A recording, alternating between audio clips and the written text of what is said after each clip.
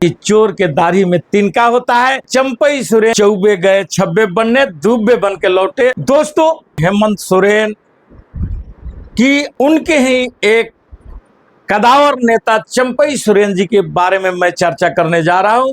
इस संबंध में आपको बतलाने जा रहा हूं कि ये चंपई सोरेन जी का हाल वही हुआ है कि चौबे गए छब्बे बनने, दुब्बे बन के लौटे।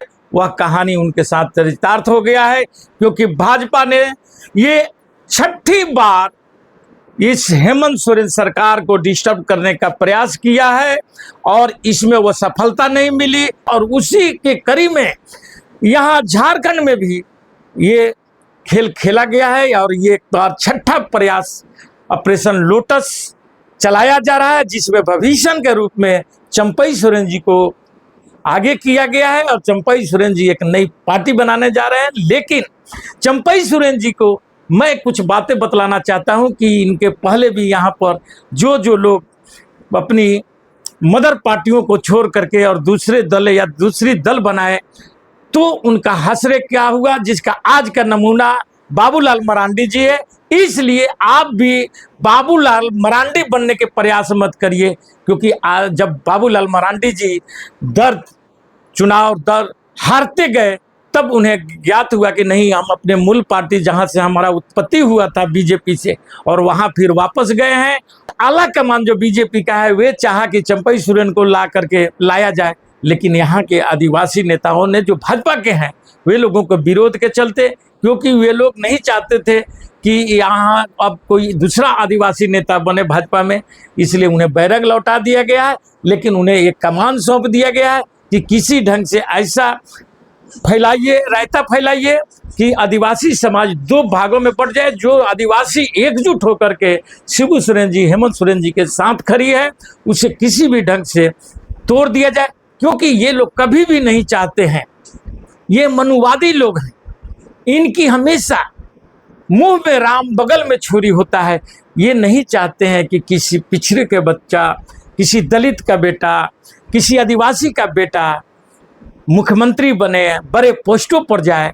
इसके लिए ये लोग के कंट्रोल एंट्री सिस्टम एक लाए थे, जिसमें आपको अब कोई यूपीएससी करने के, आईएएस आईपीएस की तैयारी करने की जरूरत नहीं है। बस आरएसएस का शाखा ज्वाइन करिए और कहीं का भी सचिव बन जाइए, मुख्यालय का, जो केंद्र सरकार का मुख्यालय है या जहाँ जहाँ उनकी सरकार है, वहाँ पर जा कर के सचिव बन जाइए, डिप्टी सचिव बन जाइए, डायरेक्टर बन जाइए, ज्वाइंट डायरेक्टर बन जाइए। वे जो कि 200 के आसपास लोगों का ये कंट्रोल लेटर के द्वारा जो भर्ती किए हैं, वे सारे लोगों का पृष्ठभूमि को जानिए और देखिए कि वे कौन लोग हैं। और उसके बाद में जो ये 45 लोगों को जो अभी हाल के दिनों में निकाले थे, जिसका कि राहुल गांधी ने विरोध कर करके, और जिसे ये बैकफुट वापस आए थे मोदी जी, और उसे वापस करना पड़ा है, उन लोगों के भर्ती को रोक देना पड़ा है। जो विधायकों को तोड़ कर लाने की बात हुआ था, उन विधायकों को लेकर के चंपई सोरेन जी नहीं पहुंचे और वहां पर भाजपा में वो शामिल नहीं हो पाए, भाजपा के साथ नहीं जा पाए, और भाजपा ने उन्हें भविष्य बना करके फिर से एक बार झारखंड वापस भेज दिया है।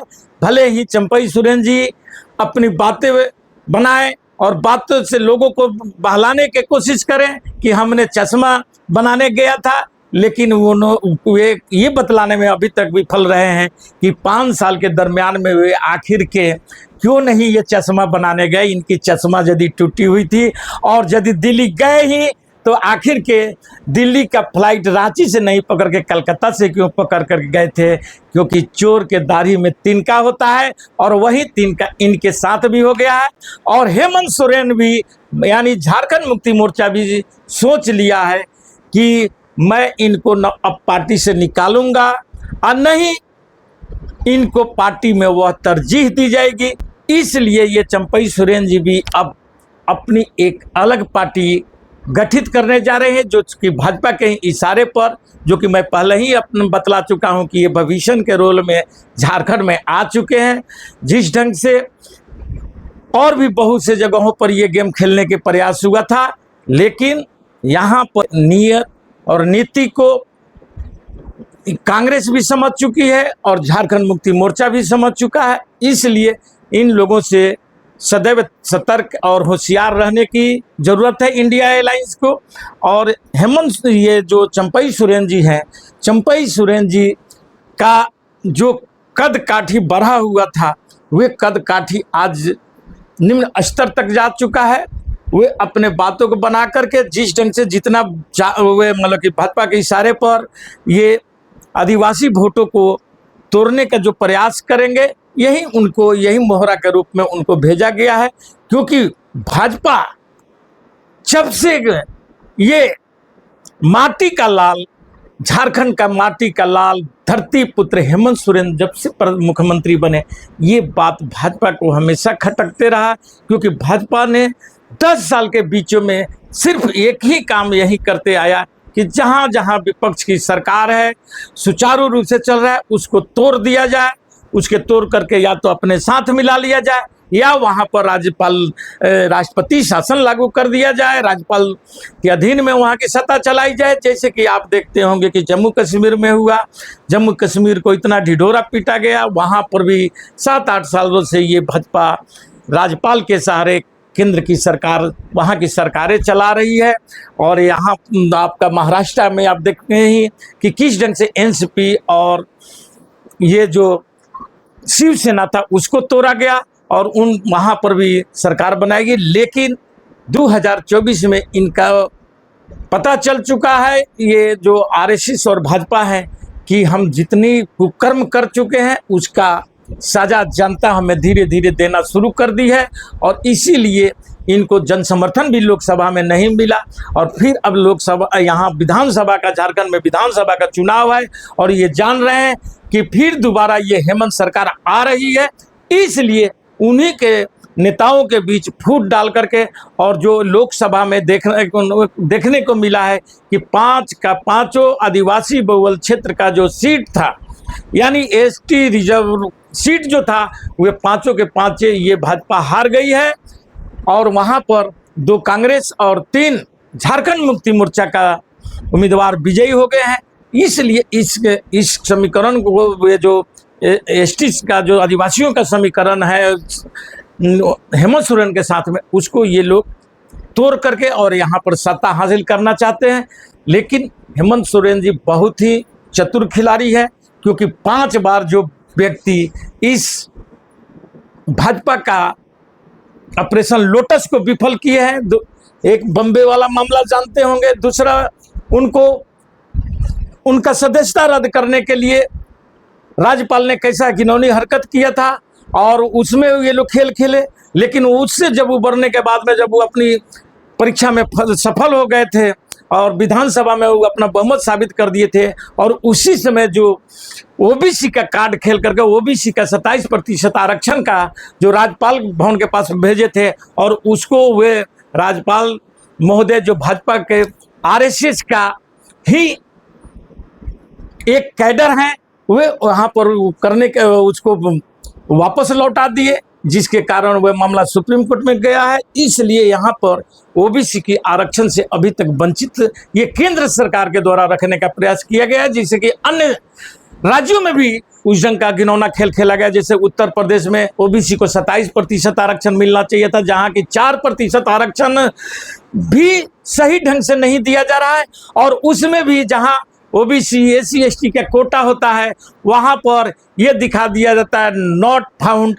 ये एक नया सिस्टम मोदी जी और योगी जी, यानी डबल इंजन की सरकार में एक नया परंपरा चला है, नॉट फाउंड, यानी कि आपका कोटा का व्यक्ति वहां पर नहीं गया तो वहां से जनरल का लोगों को ले आकर के वहां पर रख दिया जाता है। और इस ढंग का ये खेल 10 साल से खेलते हुए, और एससी एसटी ओबीसी के साथ में जिस ढंग का ये लोग घिनौना हरकत किए हैं, अब ओबीसी समाज, एसटी समाज, एससी समाज इनकी घिनौने चेहरे को पहचान लिया है।